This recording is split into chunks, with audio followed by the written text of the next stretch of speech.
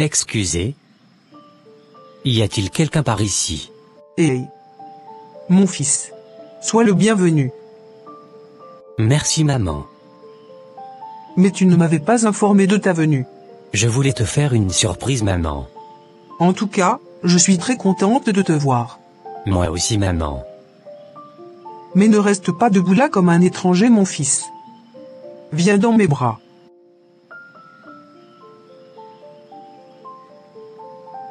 Rentrons en chambre. Mon fils est venu haut.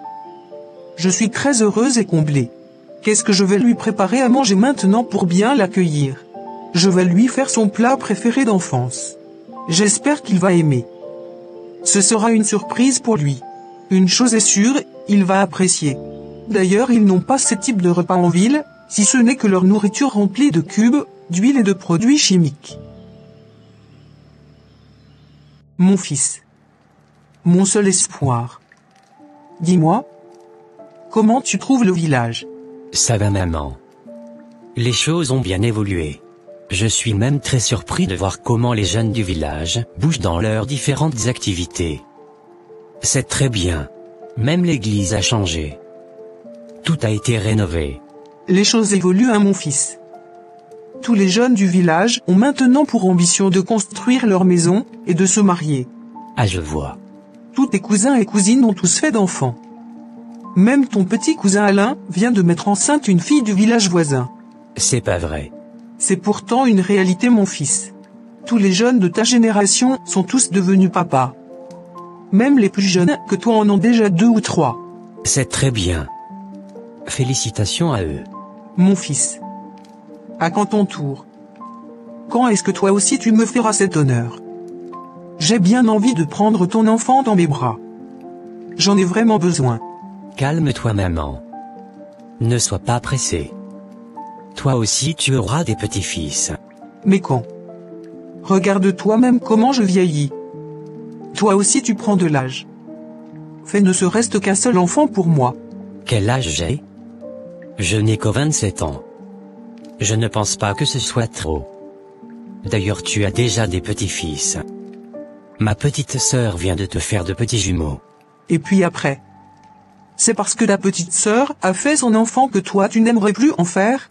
Regarde toi-même partout dans ce village. On dirait même que tu es le seul célibataire sans enfant de ta génération. Maman. S'il te plaît. Arrête de raisonner de cette manière. Tu ne peux pas comparer ma vie à celle des jeunes hommes et des jeunes filles de ce village. En quoi es-tu différent toi? Veux-tu pousser les cheveux blancs d'abord? Maman. J'ai des objectifs de vie, et un plan à suivre selon la volonté de Dieu. Ce n'est pas encore le moment pour moi de faire des enfants. Je ne me suis même pas encore marié, ni trouvé un travail stable. Comment veux-tu que je fasse un enfant? Ah! Qui te parle de mariage? Combien de jeunes as-tu vu se marier d'abord avant d'avoir des enfants? Écoute mon garçon. Tu n'as pas besoin que tout soit réuni d'abord avant de penser à un enfant. Trouve-toi juste une femme et c'est fini. Après que tu aies enceinté la fille, on va se précipiter pour faire le mariage coutumier. C'est aussi simple que ça. C'est d'ailleurs ce que tout le monde fait. Je ne sais pourquoi dès que vous partez étudier en ville, vous voulez devenir comme des blancs. Ce n'est pas une histoire de ville ou d'intellectuel. Je ne suis pas obligé de faire, comme tout le monde maman. Moi je me nomme Roger, et j'ai ma propre vision des choses. Je suis chrétien, et je ne pense pas faire pareil que tout le monde. D'ailleurs, vos jeunes de village ont-ils vécu une fois en ville? S'ils étaient en ville, et qu'ils devraient supporter le coût de la vie, et tous les challenges qui s'y trouvent, je ne pense pas qu'ils feront des enfants alors qu'ils n'ont même pas encore fini leurs études secondaires. Ils ont raison. Ils ne payent pas de loyer, ni de l'eau. Ils ont la nourriture disponible. Il suffit qu'ils aillent au champ. Même pour construire la terre est disponible. Moi je n'ai pas ces opportunités. Je suis non seulement en ville, mais je viens juste de finir mes études. Me petit job de stagiaire que je fais ne me permet pas encore de prendre cette responsabilité de père. Moi je vise loin. D'ailleurs est-ce une course que nous sommes en train de faire? pourquoi suis-je obligé de les suivre? Tu es toujours là à raisonner. Ne sais-tu pas que c'est Dieu qui donne l'enfant avec tout ce dont il aura besoin? Quand ton défunt père et moi étions ensemble, on n'avait même pas du lit. Pourtant vous étiez venu au monde, et vous voilà très grand aujourd'hui. Dès que tu étais venu au monde, tu étais accompagné de tes bénédictions. Les choses ont commencé par aller de mieux en mieux jusqu'à aujourd'hui. Si nous n'avions pas pris ce risque, tu ne serais pas là aujourd'hui. C'est vraiment un risque que vous avez pris. Et vous avez fait payer cher à mes innocents frères et sœurs. Je n'ai pas envie de te rendre triste, maman. Ne m'y oblige pas. Toi-même tu sais ce qui avait tué mon jeune frère. Mon petit frère était mort juste à cause de la maladie gangreneuse. Parce qu'il était malnutri à cause de votre pauvreté extrême en son temps. Ma petite sœur avait arrêté ses études après son brevet d'études du premier cycle, car vous n'avez plus les moyens de prendre en charge ses études. Par la suite vous l'avez poussé dans la chambre d'un homme. Puisque vous ne pouvez plus assurer sa prise en charge. Quant à moi, j'ai dû me battre jour et nuit. J'ai dû dormir souvent le ventre creux, et aller à l'école les poches vides. Je me suis battu contre la vie chaque jour de ma vie, parce que je ne voulais pas finir comme ces jeunes du village dans les travaux sans avenir, qui finiront plus tard par me sombrer dans l'alcool, et la misère. Même lorsque Dieu m'avait fait grâce d'une bourse d'études après mon bac, la vie en ville n'était pas facile pour moi. Tout d'abord, je ne pouvais même pas faire les études de mon rêve, parce que vous qui êtes mes parents, vous n'étiez pas capable de me financer. J'étais obligé de postuler pour une opportunité de bourse d'études pour une filière, qui n'était même pas dans mes aspirations. J'ai dû me lancer dans une étude, qui ne me passionnait pas vraiment à cause d'un manque de financement. C'est vrai que j'ai appris plus tard à aimer ma filière, mais ce n'était pas facile. C'était un parcours de combattant pour maintenir ma bourse. Me voici maintenant à la fin de mes études. Je n'ai même pas encore trouvé un boulot stable. Ça c'est encore toute une autre histoire à raconter. Voilà comment je me bats avec la vie chaque jour. Alors dis-moi maman. Dans toutes ces histoires que je viens de raconter, dis-moi vraiment du fond de ton cœur, si moi, et mes frères sommes vraiment venus avec une valise remplie d'or, et d'argent dès notre naissance. Non, je suis sérieux maman. Réponds-moi. Parce que si c'est le cas, si nous étions vraiment sortir de tes entrailles avec une valise dans la main le jour de notre naissance, alors moi je n'avais rien vu. Et vous devez tout nous rembourser, moi et mes frères. Ah. De quelle valise parles-tu? Quand je disais que vous étiez venus avec ce que vous alliez manger, je parlais de Dieu. C'est Dieu qui prend soin des enfants. N'es-tu pas chrétien? As-tu oublié que c'est Dieu qui nous a créés pour une destinée bien précise? Malgré toutes ces souffrances, tu es en train d'arriver vers le but. À quel prix? En souffrant? Ou en étant incapable de faire les études de mon rêve? Vous voulez aussi que je continue le cycle, en mettant des enfants au monde sans avenir ni projet, n'est-ce pas? En tout cas, ce ne sera pas avec moi. Oublie toutes ces analyses, et fais-moi des enfants. C'est tout ce que je te demande. Dieu pourvoira pour le reste. Fais l'enfant. S'il le faut, je vendrai le seul champ que j'ai pour l'élever. Mon dos est bien large pour le prendre, et j'ai suffisamment de pagne pour ses soins. Toi fais et viens juste me le déposer au village. Je ne ferai pas d'enfant en comptant sur toi ou sur quelqu'un d'autre. Mon enfant ne viendra pas rester chez toi. Si je le fais un jour, sache que c'est parce que je me suis suffisamment préparé sur tous les plans. Je ne serai pas un père irresponsable. À moins que Dieu me reprenne vite son souffle de vie, je planifierai la venue et l'avenir de mes enfants du premier jusqu'au dernier. Je t'aurais prévenu. Bonjour maman Roger. Laissez-moi vous aider avec les bois.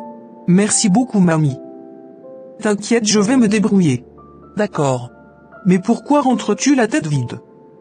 N'as-tu pas trouvé quelques fagots de bois? Oh non. Je ne prendrai pas les bois aujourd'hui. Ma nouvelle coiffure me fait très mal à la tête. C'est ce que je refuse, ça ma sœur. Je préfère garder mes cheveux naturels. J'ai un funérail ce week-end donc je n'ai pas le choix.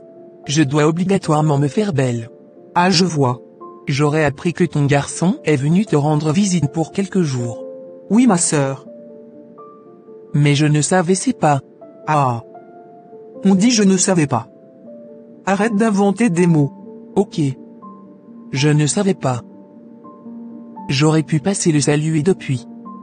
Je sais qu'il n'aime pas sortir quand il rentre. Tu as raison. Il n'aime pas sortir. Mais t'inquiète. Dès que je rentre, je lui ferai part de tes salutations. D'accord. Mais dis-moi ma sœur. Est-ce vrai les rumeurs qui circulent sur votre fils? Est-il vraiment impuissant? Ah. D'où sors-tu cette information? C'est ce que tout le monde dit dans le village. Apparemment, il rejette même toutes les belles filles qui essaient de l'approcher. Les gens ont raison de penser cela de lui. Ont-ils un appareil pour mesurer l'impuissance ou quoi? Qu'est-ce que moi j'en sais? Mais dis-moi la vérité ma sœur. Dis-moi si ton garçon est vraiment impuissant ou stérile. Même si c'est le cas, ce ne sera pas aussi grave que ça. On peut l'aider. Tu te rappelles Kojo, non? Bien sûr. Mais qu'est-ce qu'il a? Est-ce que tu savais c'est? Excuse-moi. Est-ce que tu savais qu'il était impuissant dans sa jeunesse? Ah bon? C'était grâce à tout le village qu'il avait pu se marier. En quoi faisant? On l'avait mis en chambre avec une femme, et on l'avait forcé à aller avec elle. Tout le village était devant sa maison ce jour-là, et les hommes du village l'avaient assisté, et l'aida à mettre enceinte la fille qu'on lui avait donnée. C'est ça le traitement dont tu parles? Le vieux guérisseur du village aussi peut l'aider. De toutes les façons mon fils n'est pas impuissant, ni stérile. Allez vous préoccuper de vos enfants, et laissez le mien en paix. Pardon. Moi je voulais juste l'aider. Merci et bonne journée. Bonjour maman. Tu sors? Oui, j'aimerais me défouler un peu en marchant. Mon fils. Tout le monde parle de toi en mal dans le village. S'il te plaît reste caché, ne sors pas. Ils parlent de moi pourquoi? Ai-je volé ou tué quelqu'un? Ils disent que tu es impuissant.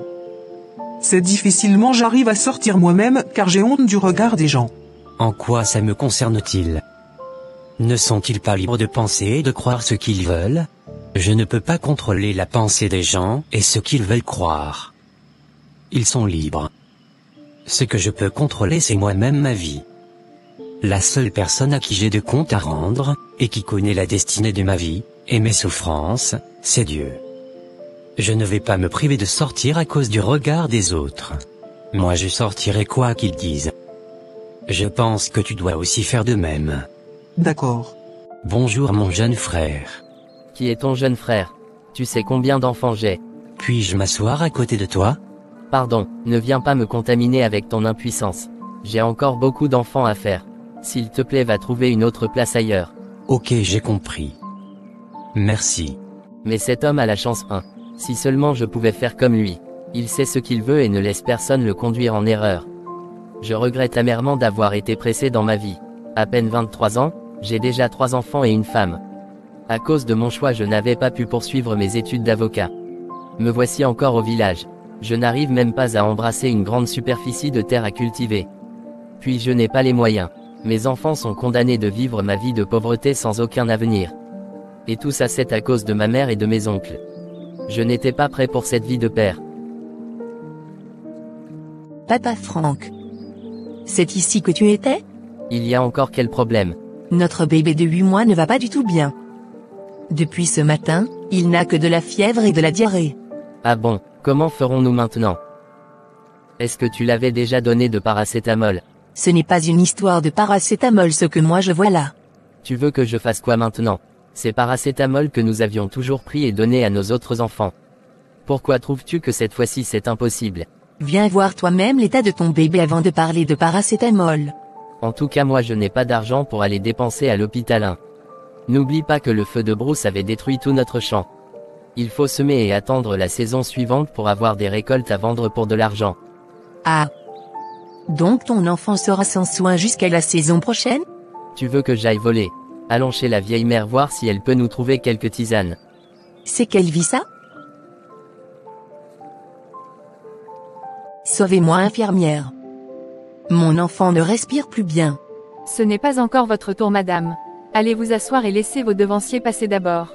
Vous les femmes de ce village. Vous n'êtes jamais disciplinées. Vous gardez les enfants malades, et c'est quand ça arrive à l'extrême que vous courez à l'hôpital. S'il vous plaît madame, c'est urgent. Allez faire la queue. D'ailleurs le docteur est au champ. C'est lui-même qui viendra pour votre cas. Moi je n'y connais rien. Si seulement j'avais les moyens, j'aurais pu amener mon enfant dans un hôpital en ville, au lieu de faire la queue dans l'hôpital du village, où les soins sont même parfois médiocres. Quand est-ce que ce médecin viendra? Suivez-moi madame. D'accord. Le médecin est-il déjà arrivé? Il n'est toujours pas venu. Je vais essayer de prendre en charge votre enfant. D'accord. Êtes-vous sûr que vous n'êtes pas enceinte? Non. Je ne le suis pas. Vous les femmes de ce village, vous êtes plus qu'une poule pondeuse. Je ne crois pas à votre affirmation. Et mon bébé? Il ira mieux. Merci beaucoup. Voilà ce que je soupçonnais. Cette femme est vraiment enceinte. Vous êtes enceinte madame. Ce n'est pas possible. Mon bébé n'a que 8 mois.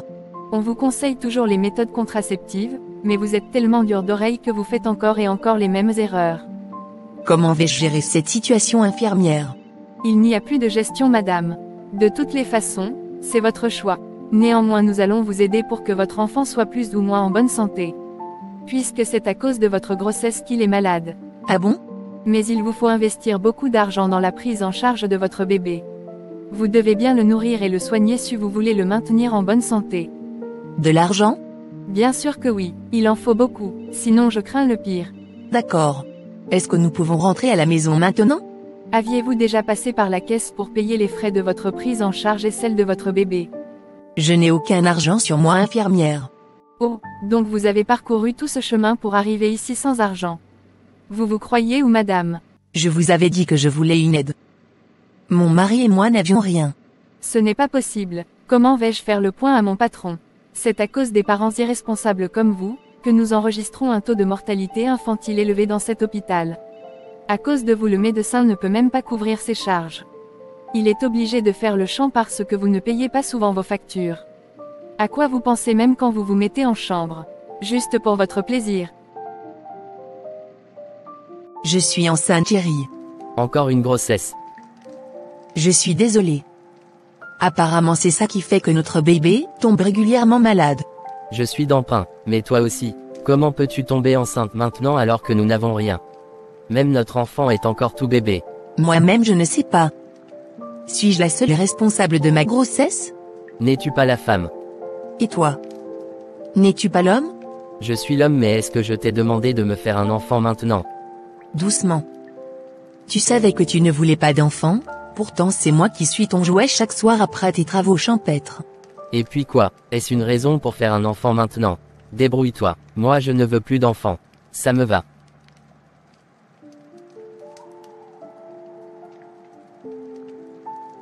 Maman. Prends bien soin de toi. Je reviendrai fréquemment te voir. D'accord mon ange. Prends bien soin de toi aussi.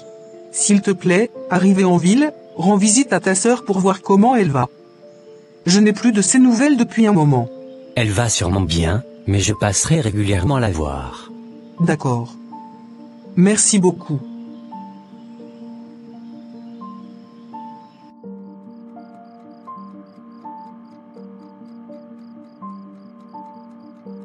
Papa. Tu voles la viande dans la sauce? Tu viens faire quoi ici? Va vite dans ta chambre. Si jamais tu dis à ta maman ce que tu viens de voir, je vais te frapper. D'ailleurs je n'ai rien fait de grave. J'ai juste pris une petite viande dans la sauce. C'est tout à fait normal. D'accord papa. Où est cette fille? Christelle. Où es-tu?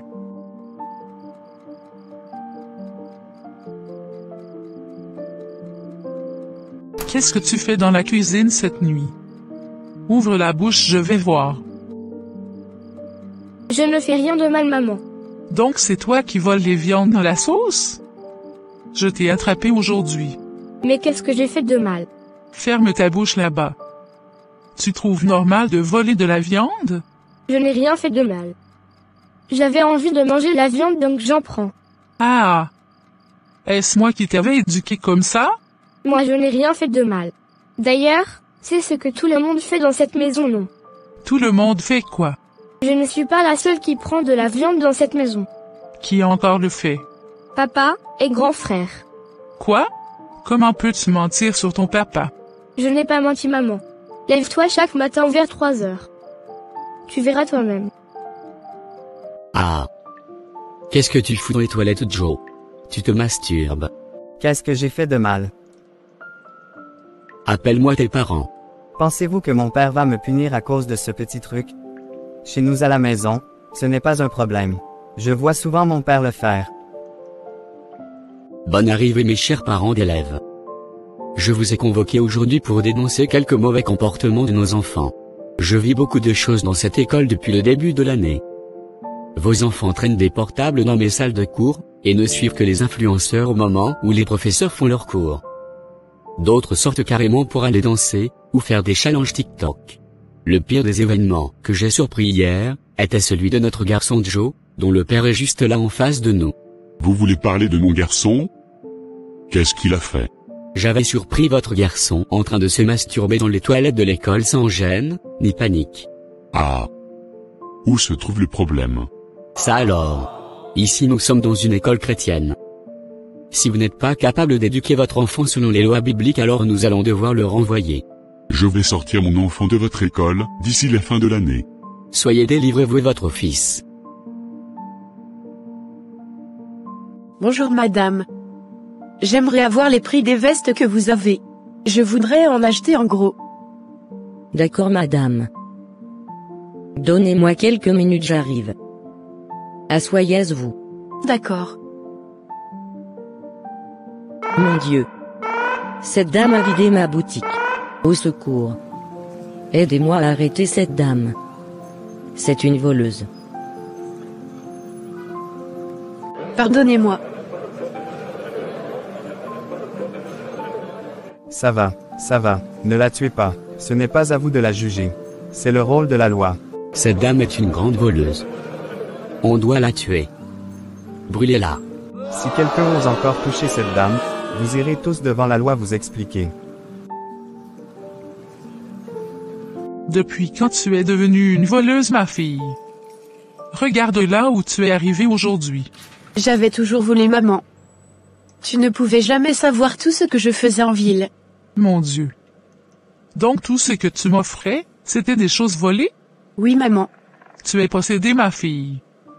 Laisse-moi appeler un pasteur pour prier pour toi. Tu pourras être délivrée. Je n'ai pas envie de te perdre. Tu es le seul enfant qui me reste. Ton frère est devenu un malade mental. Je n'aimerais pas te perdre toi aussi.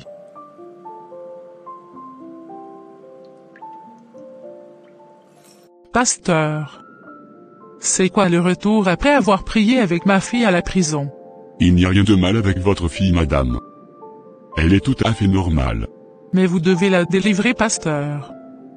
Ne voyez-vous pas qu'elle est possédée par l'esprit du vol? Il n'y avait aucun esprit dans votre fille. Croyez-moi, pasteur. Ma famille ne veut pas l'évolution de mes enfants. Ma propre grande sœur est une sorcière. Ma famille est en train de détruire ma vie.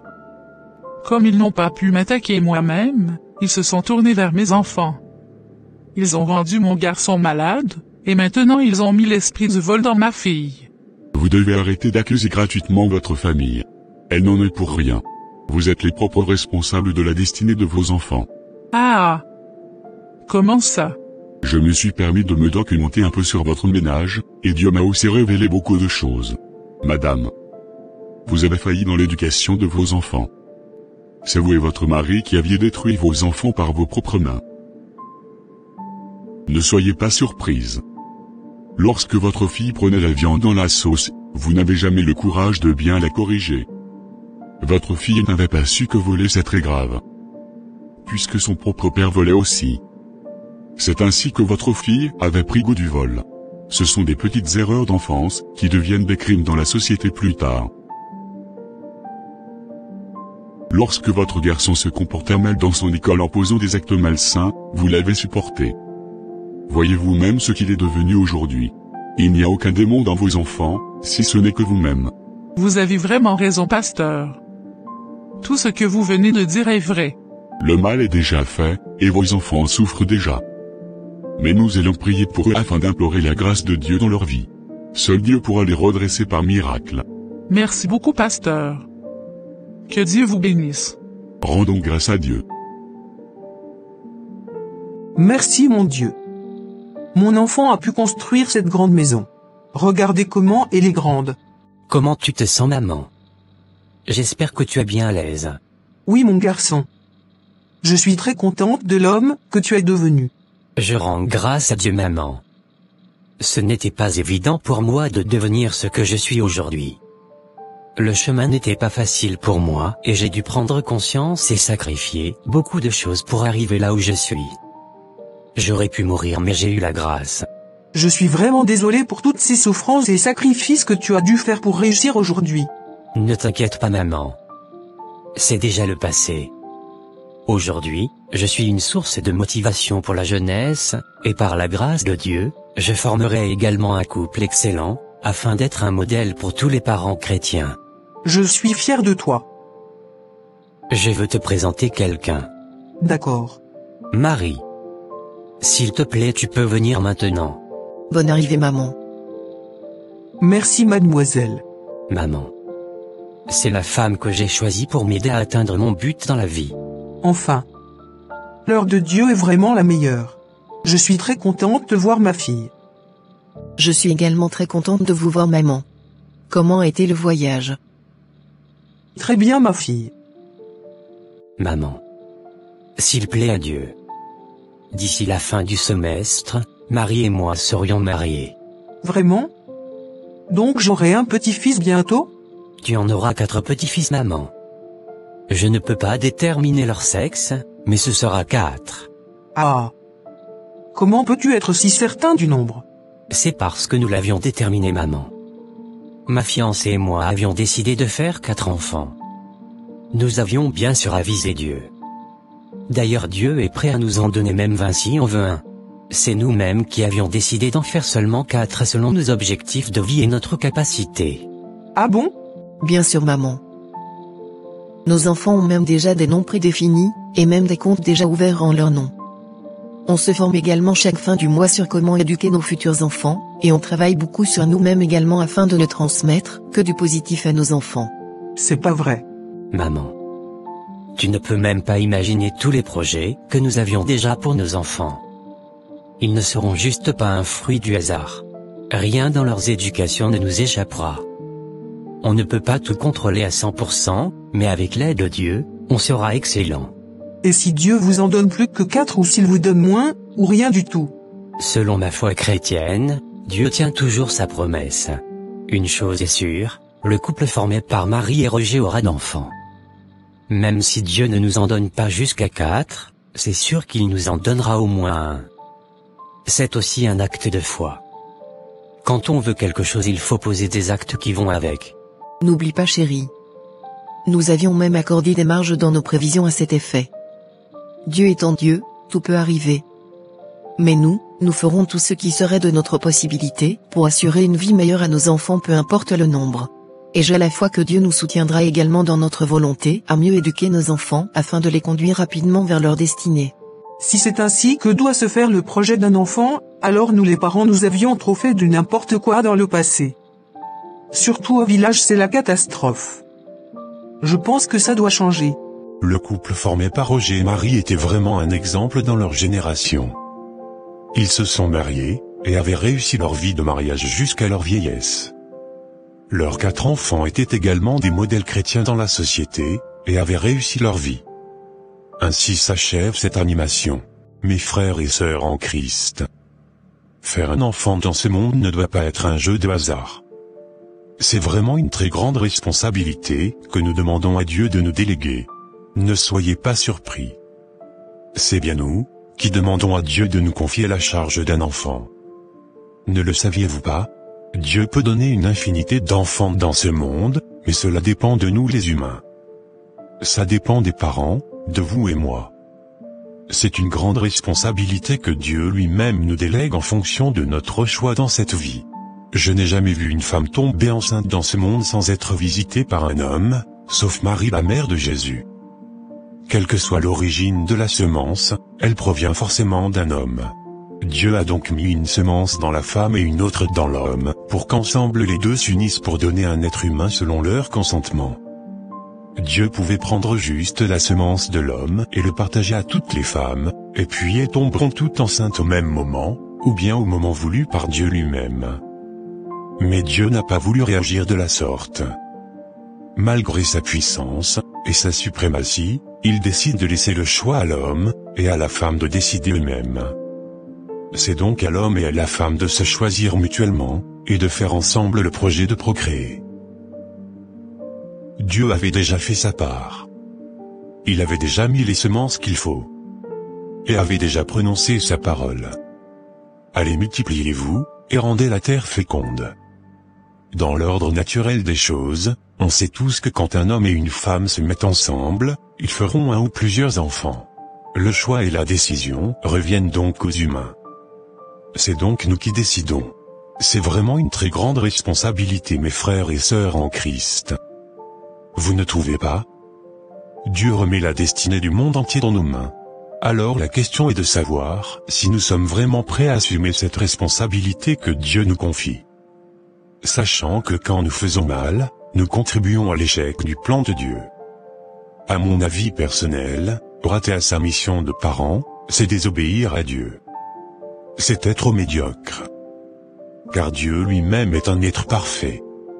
Si nous décidons de participer au plan de Dieu, qui est celui de remplir la terre, alors nous devons prendre notre responsabilité à cœur. Soyons responsables, mes frères et sœurs en Christ. Si le monde va si mal aujourd'hui, c'est en partie à cause de l'irresponsabilité de plusieurs parents. Notre irresponsabilité a transformé ce monde parfait que Dieu a créé à un monde rempli de chagrin et de douleur. À un monde rempli de méchanceté, de vol, de chômage, et de tous les vices pas possibles. On regarde vers le ciel, et on ose même parfois accuser Dieu, alors que c'est nous-mêmes les coupables. Oui. Nous sommes nos propres démons. Pourquoi veux-tu enceinte cette fille alors que toi-même, tu es incapable de te payer de l'eau? Tu amènes cet enfant dans ce monde pour te faire quoi? Regarde toi-même, ma sœur. Tu ne te connais même pas encore assez. Tu continues toujours de manquer de respect à tes parents, mais c'est toi qui veux faire un enfant. Qu'est-ce que tu veux transmettre à cet enfant? Un parent n'est pas un être parfait, mais c'est celui-là qui sait comment être un exemple pour ses enfants. Tant que tu ne peux pas être un exemple à suivre, n'ose même pas en faire. Même si tu as des millions, ça ne suffit pas. L'argent et la nourriture ne sont qu'une petite portion de tout ce dont un enfant a besoin dans ce monde pour grandir dans le plan de Dieu, et pour aboutir à sa destinée. On a vu beaucoup de richards dont les enfants ne manquaient de rien échouer dans l'éducation de leurs enfants. Je ne dis pas que le côté financier n'est pas important. Mais ce n'est pas seulement l'argent ou le bien matériel qui élève un enfant. Faire un enfant, ce n'est rien. C'est une histoire de quelques secondes. Mais élever un enfant et l'éduquer jusqu'à ce qu'il prenne son envol et qu'il soit conforme à ce que Dieu veut vraiment qu'il soit dans ce monde, c'est une très grande responsabilité. Je me demande même si le fait de rater l'éducation de nos enfants n'est pas un péché. Je sais que chacun sera jugé individuellement. Mais est-ce que tu as transmis une bonne éducation à ton enfant avant qu'il ne soit mauvais dans la société? Est-ce que tu l'avais montré la voie du Christ avant qu'il ne choisisse lui-même de vivre dans le péché? Est-ce que tu lui avais donné du pain et satisfait ses besoins avant qu'il ne devienne un enfant de rue? C'est une réflexion à faire. La Bible nous dit dans Proverbe 17, verset 21 que « Celui qui donne naissance à un insensé aura du chagrin. Le père d'un fou ne peut pas se réjouir. » Mon frère, ma sœur, quelle est toi-même ta connaissance de la parole de Dieu avant de vouloir prendre cette responsabilité de parent? Seras-tu un bon témoignage pour tes enfants? Est-ce qu'ils pourront suivre tes pas? Es-tu un modèle? Avoir un enfant, c'est être prêt, dans tous les domaines de notre vie sans exception. Il n'y a même pas d'à peu près. Bien avant même de vous marier, vous devez vous poser la question de savoir si vous êtes vraiment bien préparé pour la vie de couple, et surtout pour l'éducation de vos enfants. Vous devez déjà penser à préparer l'avenir de ces anges que Dieu vous donnera. Et ça demande beaucoup de travail sur le plan spirituel que physique. On ne fait pas d'enfant juste parce qu'on a trouvé la femme idéale, ou parce qu'on a un peu d'économie, et qu'on a trouvé un pasteur pour nous bénir. C'est plus que ça. Il faut être un vrai témoin de Dieu pour eux. Il faut pouvoir incarner Dieu, et les éduquer de la manière dont Dieu voudrait. Ce n'est pas seulement pouvoir satisfaire les besoins fondamentaux d'un enfant qui garantit son éducation. La Bible dit ceci dans Deutéronome 6 versets 6 à 7, « Et ces commandements, que je te donne aujourd'hui, seront dans ton cœur. Tu les inculqueras à tes enfants, et tu en parleras quand tu seras dans ta maison, quand tu iras en voyage, quand tu te coucheras et quand tu te lèveras. » Il est donc capital de souligner l'importance d'instruire nos enfants selon le Seigneur dans chaque domaine de leur vie. La Bible dit ceci. « Élevez-les en les corrigeant et en les instruisant selon le Seigneur. » Autrement dit, il convient de leur donner une instruction spirituelle, morale, sociale, émotionnelle et physique selon la parole de Dieu. Cela ne signifie pas d'être constamment sur leur dos ou négatif à leur sujet. L'Évangile est fondamentalement positif. Il donne à la vie toute sa gloire, son but, son sens, son épanouissement et sa joie. Le foyer chrétien doit être une école de Christ, où l'on ne force pas un enfant à avaler la parole de Dieu, mais où on la dispose devant lui comme un festin, avec des aliments délicieux à savourer. Il est important de laisser une empreinte vertueuse sur nos enfants en menant une vie exemplaire. Car les enfants ont tendance à apprécier ce que leurs parents apprécient. Ce qui attriste les parents a tendance à attrister leurs enfants. Nos enfants absorbent nos émotions, notre système de croyances, ce à quoi nous accordons de l'importance et les réalités de qui nous sommes par la grâce de Dieu. Thomas Watson a dit qu'un enfant est comme son père dans une seconde édition. C'est la raison pour laquelle je disais au début de mon développement que nous sommes nos propres démons. Puisque nos enfants ont tendance à devenir comme nous, pour le meilleur et pour le pire. C'est pourquoi un enfant né d'un mauvais père, ou d'une mauvaise mère, a beaucoup de chances de finir comme eux, sauf par un miracle de Dieu. Puisqu'il a été simplement mal programmé.